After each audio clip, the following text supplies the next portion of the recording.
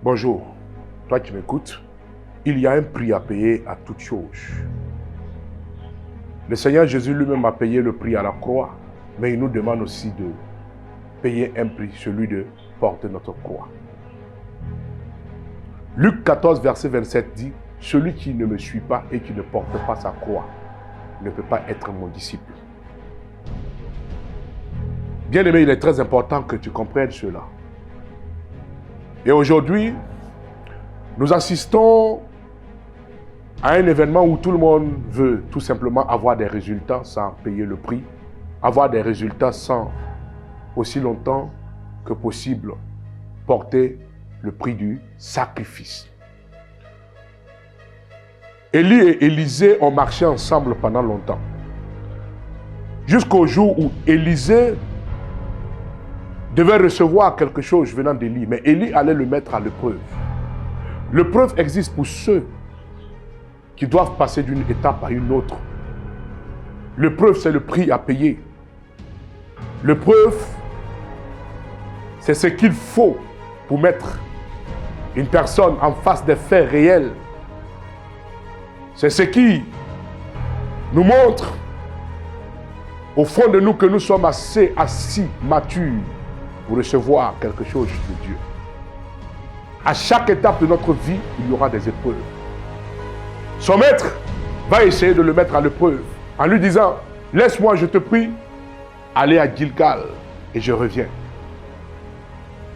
Mais depuis que Élisée était avec Élie, il ne l'avait jamais laissé d'un iota pour se déplacer. Il a dit que cela ne tienne, « Maître, je te suivrai. » Il avait appris à connaître son maître et il a suivi. De Gilgal, il a dit qu'il va à Jéricho. Et de là aussi, il a suivi. Quoique son maître insistait afin qu'il reste à Gilgal. De Jéricho, il ouvre le Jourdain et il se retrouve là. Et Élisée allait le suivre sans s'arrêter. Dans ces conditions, il va lui poser une question. Puisque tu sais que je serai enlevé, qu'est-ce que tu veux que je fasse pour toi? En 2 Rois, chapitre 2, verset 9. Il lui dit, je te demande une double portion de ton onction. Et Élie va lui dire, Élisée, ce que tu demandes est difficile, mais pas impossible. Voici le prix que tu dois payer. Si tu arrives à voir mon enlèvement, alors tu recevras ce que tu as demandé. Il y a un prix à payer, bien-aimé. Il y a un prix à payer. Il y a le prix de la loyauté à payer. Il y a le prix de la fidélité à payer. Il y a le prix de la foi à payer. Il y a le prix de la résistance à payer. Il y a aussi le prix de la persévérance à payer. Élisée va continuer avec Élie. La Bible déclare, à un certain moment, il y eut un tourbillon qui arriva avec des chars de feu. Et le père de Élisée fut enlevé. Et comme il a été enlevé, Élisée était assez attentif, il n'était pas distrait. Et il a vu cet enlèvement. Il a dit, mon père, bien-aimé, le tourbillon est venu. Mais Élisée a continué de voir son maître. Les flammes de feu sont arrivées, mais il a continué de voir son maître. Dieu a besoin d'hommes qui peuvent continuer de voir le Seigneur lui-même, même quand les vents arrivent, même quand les tourbillons arrivent.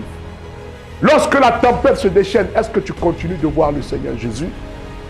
Lorsque les vents se lèvent, lorsque l'épreuve arrive, lorsque les flammes de feu arrivent, est-ce que tu continues de voir le Seigneur Jésus? Élisée l'a vu dans la tempête, dans le tourbillon. Il l'a vu dans les flammes. Soyez comme des Méchak, des Shadrach, des Abed-Nego, qui continuent de voir Dieu même quand il traverse le feu. Soyez comme des Daniel qui continuent de voir Dieu même quand ils sont dans la fosse au lion. Lorsque vous traverserez le feu ne vous consumera pas. Lorsque vous serez dans l'eau, l'eau ne vous submergera pas.